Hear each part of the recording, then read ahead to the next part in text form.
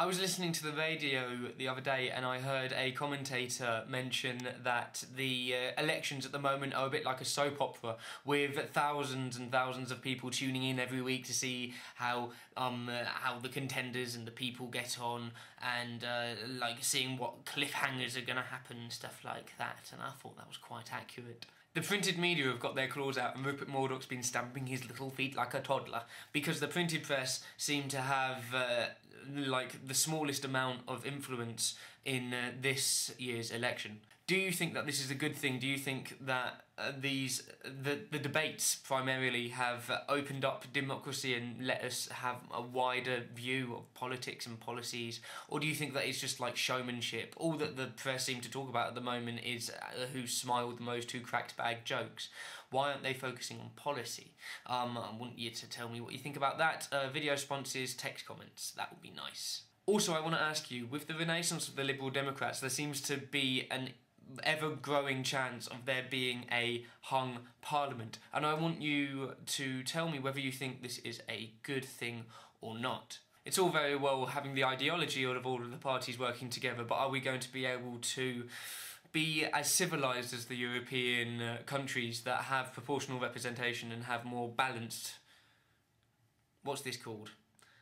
Parliaments, that's the word I was looking for.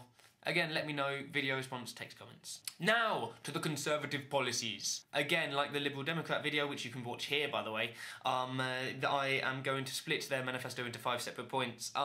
Education, foreign policy and defence, immigration, the environment and the economy. Firstly, education. They want to raise the quality of teaching in schools by raising the requirement of state funding for primary teacher training, asking that all new graduates have to have at least a 2-2 to be accepted onto the course. They also want to help pay back the student loans of top maths and science teachers while they remain teachers. They also want to allow state schools to start offering high-level international exams that quite a few private institutions have been offering in recent years. For example, the International Baccalaureate. Probably one of their most prominent policies on education is to allow parents, private companies and charities to start up their own schools within the private sector. The plan is based on the Swedish free schools model, which their manifesto says will increase discipline standards and education standards as well. I would ask though, how much more competent are a group of parents going to be at running a school rather than the state? And it said, and the manifesto says that the companies that invest in these schools aren't allowed to make profits, so what's their incentive?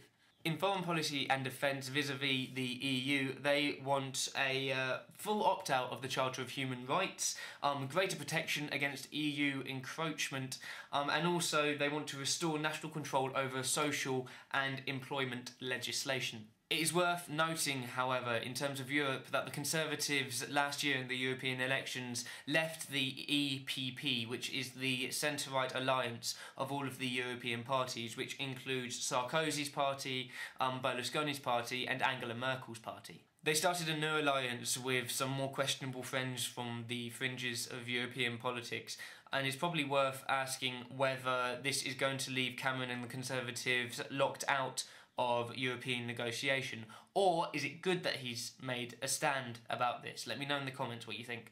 They also want to introduce a referendum lock so that the next time powers are devolved to the European Union, the British voters will have a say. In defence, they are committed to renewing Trident, and they want to double the operational bonuses for troops in Afghanistan. They are also committed to the transatlantic alliance between the UK and America and want to deepen alliances beyond Europe and the United States. In immigration, probably their biggest desire is to put a cap on the number of non-EU immigrants into the country. They haven't yet specified what this number will be. They can't control the movement of workers from current EU members, but they want to have transitional controls for any new members of the EU who are to come into the alliance. On the environment, they are heavily opposed to the third runway at Heathrow and the second runways at Stansted and Gatwick. They want to invest money into high-speed rail, which will connect cities like Birmingham, Manchester and Liverpool to the European continent. And they also want to invest money into making public transport greener. They also talk a lot about individuals taking the initiative with the environment, like installing solar panels and wind turbines on their houses. They want to reduce greenhouse gas emissions and increase the UK share of global markets for low carbon technologies. Okay, now the economy, and in their manifesto they talk a lot about the economy. I don't like the economy. Maths makes my head hurt. As I said in the Liberal Democrats video, which you can view here again, I'm not very good at the economy and maths and stuff like that, so I'm inviting you guys to properly break down their policies. Post a video response and I will happily link it somewhere on here later. But here are their policies. They want to cut $6 billion in departmental spending between the years of 2010 and 2011. They want to freeze public sector wages in the year of 2011, excluding the 1 million lowest paid. They want a 5% cut in MPs' wages, followed by a 5-year freeze of those wages. And they also want to cut the number of MPs by 10%? By 10%.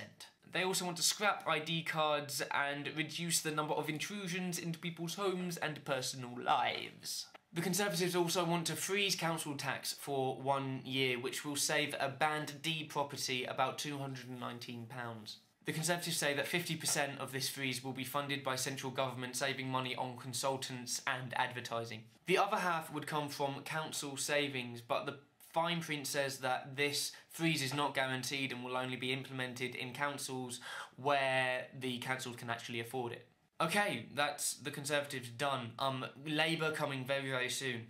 Let me know what you think of the Conservative policies and manifesto down there in the comments and video responses and stuff like that. I look forward to reading them, and hopefully if I get my computer working properly again, I will be able to respond to you at some point. Right, okay, I'm off. Bye.